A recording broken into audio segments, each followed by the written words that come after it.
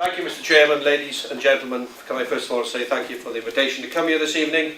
I'm looking for your support to be elected as Deputy President of the National Farmers Union for the next 2 years. It's been a privilege over the last 2 years to have acted as your Deputy President, and I've been Deputy President now for 6 years to Peter Kendall, and again, that again has been an honour. And I would suggest that we've had a highly successful 6-year period. When you think where we were 6 or 7 years ago as a farming industry, is where we had Margaret Beckett, where food production, productivity, growth was not even part of the government agenda, and here we are at the moment with the government, policy makers recognising the importance of food, farming and the need to increase productivity. So again, I think we've achieved an awful lot over that 6-year period. Not only that, the membership of the organisation has grown and the balance sheet of the organisation has grown as well. So your organisation is in a much stronger position today than it was sort of 6 years ago. I guess the question I'm going to be asked is why I'm not challenging Peter for the presidency. And can I say at this point that obviously I had a lot of encouragement, and I thank the people for the support to go for the presidency at this time.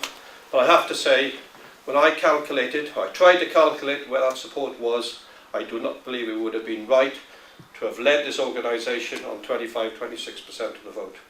Because Peter has to achieve 75, I have to achieve 75.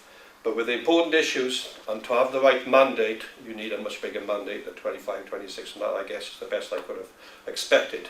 So on the back of all that, I'm fully prepared to support Peter Kendall for the next 2 years, but I am looking for your support to be Deputy President.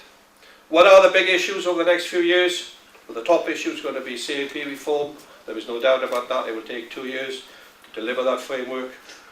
Those decisions within Europe. The European Parliament this time is going to be so important in that sort of decision-making process through the Lisbon Treaty.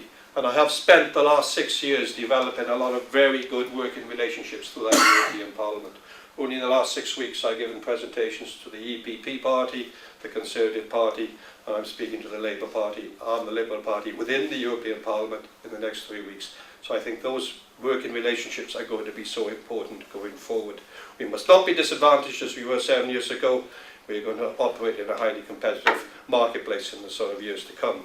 TB, the implementation of the change of policy by government again is going to be so important. The implementation of the Ombudsman again is going to be so important, because again in the future supply chain issues, supply chain relationships is going to be important that we gain some of that share from the major retailers back down to primary producers. And again, when I think of the experience I've had in farming, we run a mixed farm business. I have developed those relationships. I understand a lot of these people. Thank you, Meurig.